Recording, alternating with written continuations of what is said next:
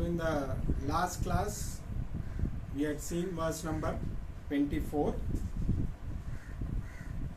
which said everything is Brahman. So it described fire, into which the fire itself is Brahman, what you offer is Brahman, the one who offers is Brahman. So it is a vision from, you shift first from I am different from God, then by understanding you understand that you are that God you are seeking, Aham Brahmasmi, and then further the vision expands that everything around is also the same consciousness. So I am not the only one, whatever I see is only consciousness. So this is what this verse, we will read that verse once again. Brahmarpanam Brahmahavihi Brahmagno Brahmanahutam Brahmaivatena Ganthavyam Brahma Karma Samadhina. So we had seen this elaborately. So here it says the means of offering is Brahman. What you offer is Brahman. The one who offers is Brahman into the fire which is Brahman. And Brahman is attained by one who sees everything as Brahman. In the sense there is no attainment, it is only the realization that everything, there is nothing, there is no second. There is only one thing which is only Brahman. So up to this, Krishna talks about the Jnana part, Jnana Yoga part. Now in the coming few verses, he is going to glorify Jnana.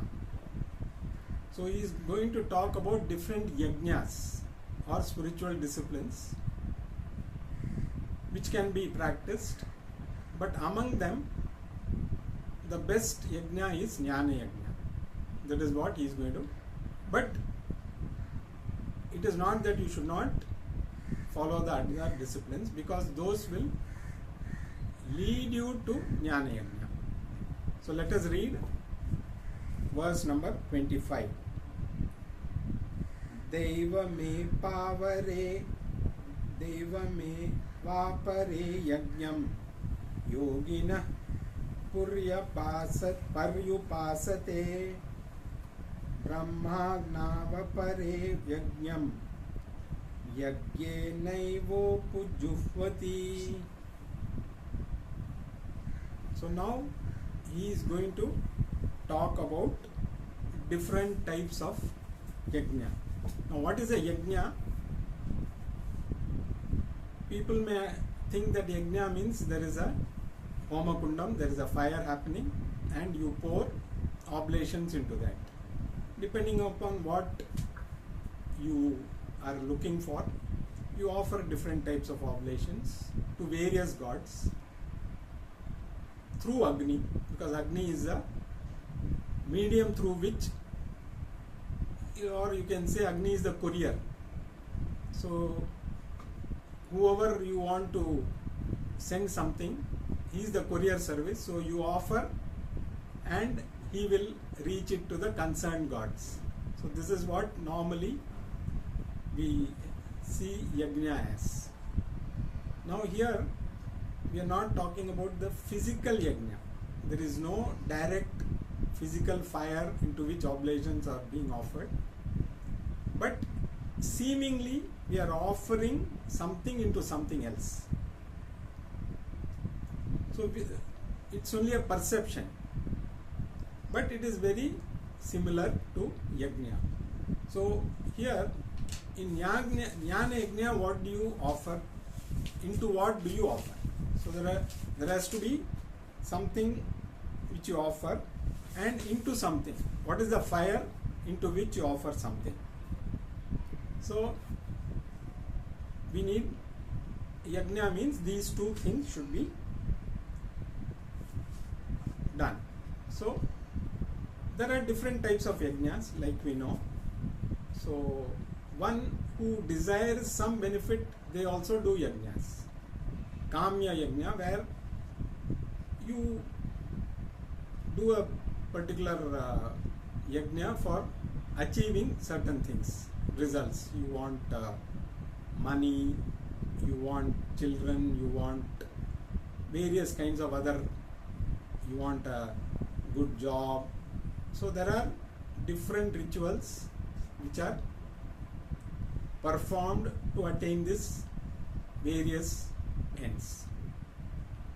They are done with the purpose of attaining certain things. But here we are not talking about those kind of yajnas. So here we are talking about yogis performing yajna, and the main purpose of doing this yajna is to obtain mental purity. So any yajna which is done with the purpose of attaining mental purity is what is discussed in this. Among them, he starts with Jnana Yajna, which is the highermost yajna. So when you say Jnana Yajna, what is the fire in which you offer, and what is that you offer into this fire? Because there has to be a medium into which it is offered and the material which is being offered. So in Jnana Yajna, the fire is Paramatma. The higher consciousness is the fire. And what do you offer into it? Your ego, the lower consciousness. So a jnani offers himself, in the sense not that he jumps into the Homakunda and becomes ashes.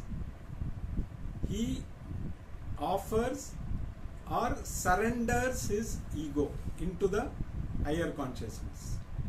So this comes only by understanding.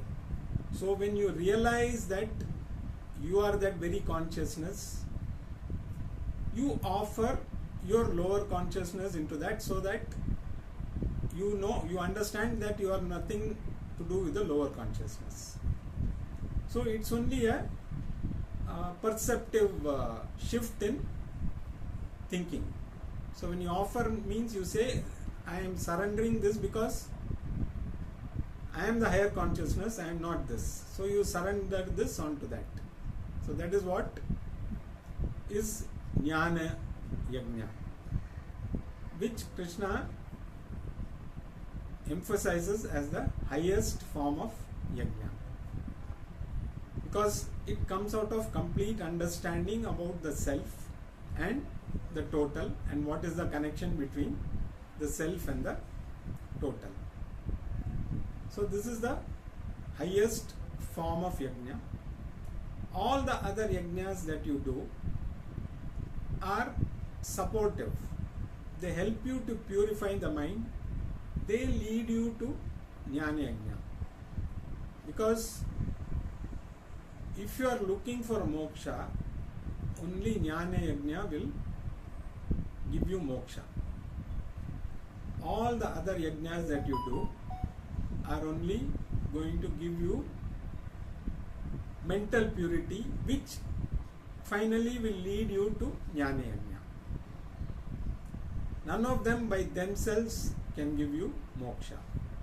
So if somebody is not interested in jnana yajna, they can continue to do the other yajnas, but sometime, whether in this life or the next life or after 50 lives, if they want moksha, they have to come to jnana yajna. So you cannot attain the highest goal of moksha without jnana yajna. So this is the first yajna that Krishna is talking about, jnana yajna. He starts with the highest, and he is going to talk about different other types of yajna which are good. So they all help us to purify the mind, so that ultimately it will lead to jnana yajna. So here he is going to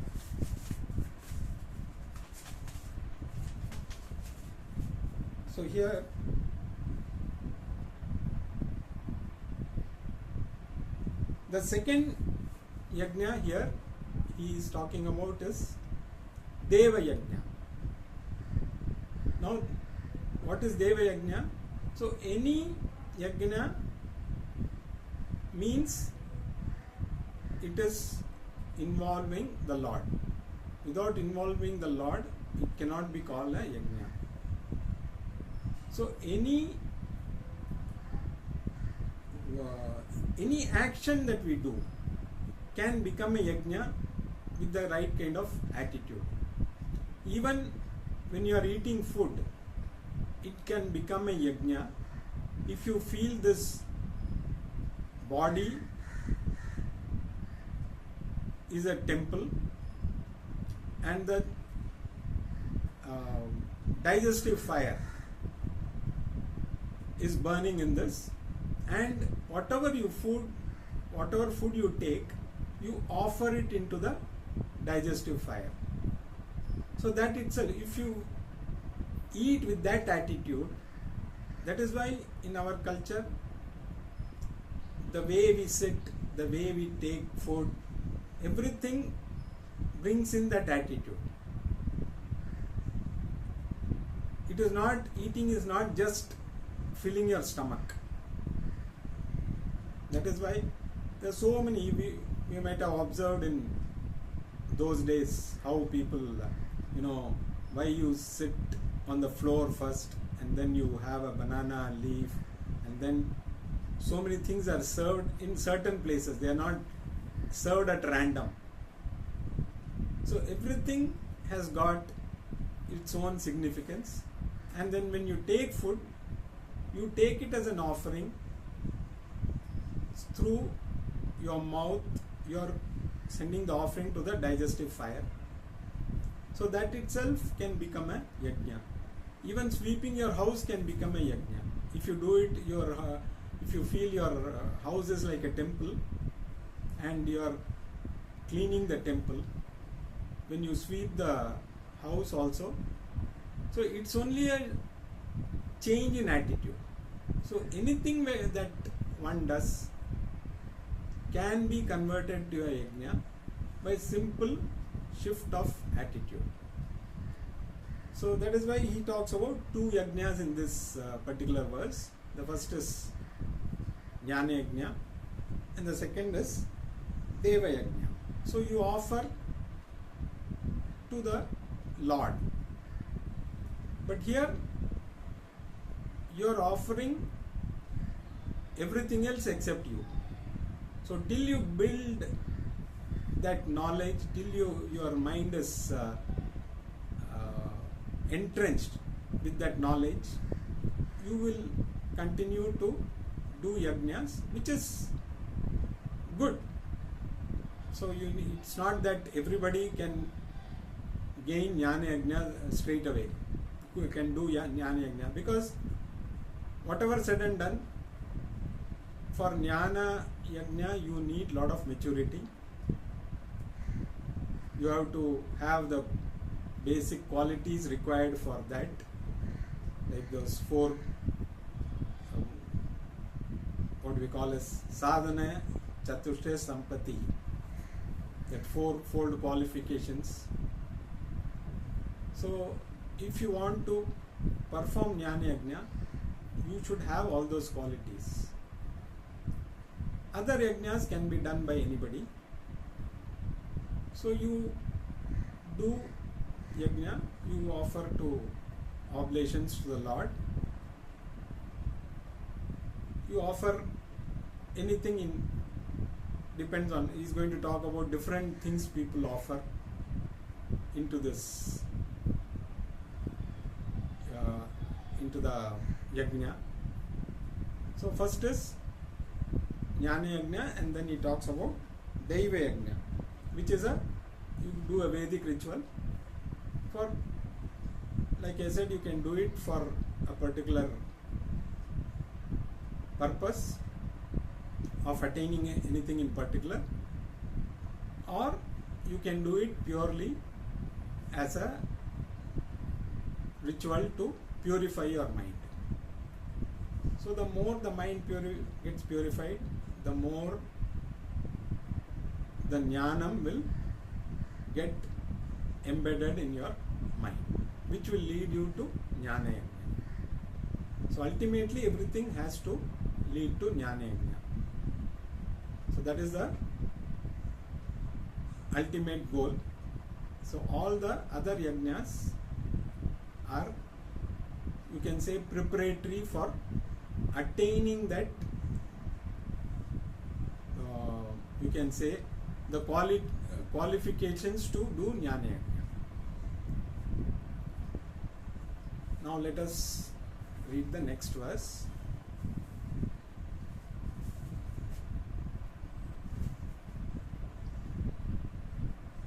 Verse number 26. Shrotradirindriyanyanye Sayyamagnishu juhvati Shabdadin Vishayananya Indriyagnishu juhvati. Now here he says, he is further talking about two more yajnas. Others offer their organs of hearing and other senses into the fire of self-mastery, while some others offer sound and other sense objects into the fire of the senses. So sounds a little complicated. So again we have to understand what is the fire and what is that being offered. So you can say the first one, you are offering the sensory discipline. So you are offering your undisciplined sense organs into the fire of sensory discipline. So when you offer anything into the fire, that gets destroyed. So when you offer your undisciplined sense organs, that gets destroyed, and what you have is the disciplined sense organs. So you get more control. So it is nothing but getting control over your sense organs. So that is what, so you offer. So it is again a notional thing. So you want to attain sensory discipline. So whatever is indisciplined, you offer that into the fire so that it gets destroyed. So this is what, in simple terms, this yajna is about. So it is not that, again we have to understand that there is no physical offering of anything. There is no fire. It is not that you offer you cut your ears, eyes and all and put into the fire. So you are offering all that is unwanted, the indisciplined part of the senses, into the fire of discipline. So this is what is the notional. So the more you gain control over your sense organs, the more you will be able to gain mastery over yourself, because it has to be done voluntarily. It is not that somebody forces you to do something. So it is not that you control. So when you say control, control may lead to some dangerous consequences also. If you are forced to control your sense organs, then it may lead to disaster also later. So you yourself, over a period of time, build that discipline, because you know, if the goal is clear, again, if there is no goal, there is no problem. If the goal is not to do jnana yajna, there is no problem. One can indulge in anything we want. But if your goal is to attain that, then you have to have discipline, sensory discipline. So you should not be guided by your sense organs. You should be able to guide your sense organs the way you want them to. So that is what is the first. So in fact, you should learn to enjoy the sensory pleasures without being addicted to them. For example, if you like something, say coffee, there's nothing that says that you should not take coffee. There are so many things which, whatever we are, we may love to eat or drink or enjoy something. Definitely one can indulge in that. But if it comes to a situation that you are not able to see the day through without having coffee, then it becomes a problem. Because for some people, if they don't have their coffee early in the morning, their whole day gets bad. So you depend on a particular thing to ensure that your day is good. So you are being guided by the coffee. But if you say, now I am having coffee, I am enjoying it. Tomorrow I have no coffee, no problem.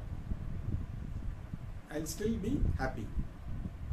So that is what in each sense organ, each discipline, we have to learn to enjoy also. So that enjoyment within that, so when you have it, enjoy it, but don't crave for it. Don't feel that without that I'll be miserable. When you come to that situation, it is very clear that you are being ruled by the senses rather than you ruling the senses. So we have to be aware, the moment we feel that our senses are taking over control, we have to discipline ourselves. That is why you need to offer those indisciplined senses into the oblation, as oblation into the self-discipline fire. So this is another type of yajna, and the next yajna is called Vishaya Bhoga Yajna. So you have to,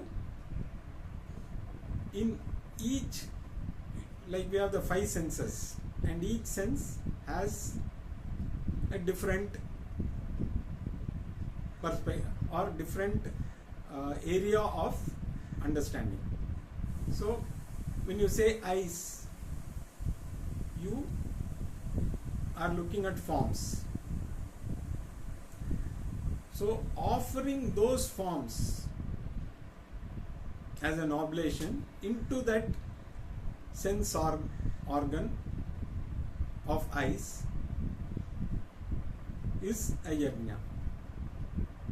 So again, it is disciplining. It is not that you don't see anything, you just close your eyes and I am going to control my senses,